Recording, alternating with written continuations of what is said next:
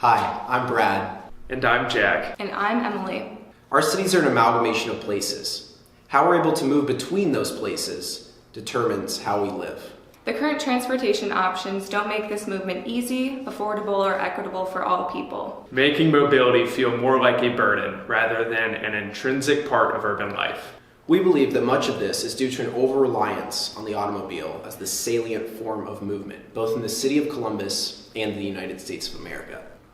Deploying Smart Growth America's Complete Streets framework alongside additional research, we're taking a look at what creating cities for people actually looks like. We aim to grade neighborhoods based on the equitability of transportation through three main components: environmental, social, and economic impacts. I will be addressing the social aspects of transportation that can support a more socially just city. First, sidewalks should be wide and well maintained so that people of all abilities can safely travel by foot to any place they want to go.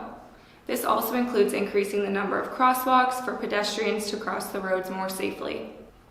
Next, there should be infrastructure in the city that supports bicyclists, like bike lanes, storage for bikes at businesses, and designated bike boxes and traffic lights.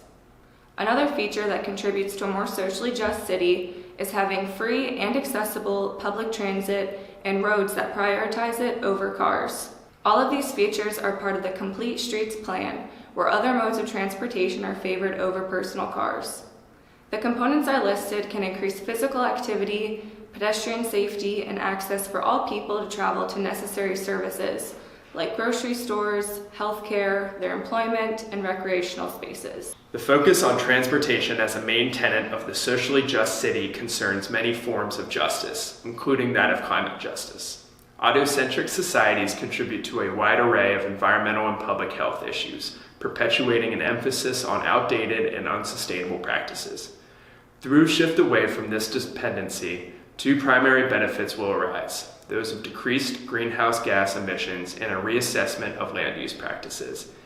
Each outcome elicits a myriad of benefits to the community, including increases in air and water quality, dampening of the urban heat island effect, and a reduction in energy and fuel needs, all of which disproportionately impact communities of racial, ethnic, and economic diversity.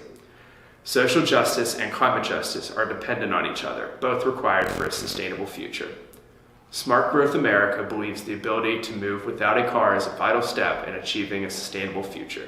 Complete Streets allow for this by providing for all forms of mobility, reclaiming space for the people. The average cost of car ownership in the United States is anywhere between $5,000 to $10,000 a year. For the rent burden, unhoused, or underhoused populations, this is totally unfeasible. But in a sprawling city like Columbus, the car is the only way to get around. Travel times and transit access are just not up to standard to what the car provides for people in terms of convenience. The cost of car ownership in these places like Columbus, is less of a choice and more of a prerequisite to basic human movement. To make matters worse, parking minimums require businesses and new developments to include allocations of parking based on metrics such as square feet in a building or number of beds in a residence. To make these parking spaces make sense economically, businesses and developers have to offset these costs of these parking spaces by raising prices of goods and services elsewhere. This is known as the high cost of free parking, and it's not equitable because it projects parking costs on everyone, even those who simply are just trying to buy a banana or afford a place to sleep at night. Our listed components for creating a socially just city based on the Complete Streets framework addresses environmental, social, and economic aspects. By implementing these features in a real-world setting, we can increase access to resources for systematically marginalized groups, creating a city built on sustainability and improved quality of life for all people. How we move determines how we live.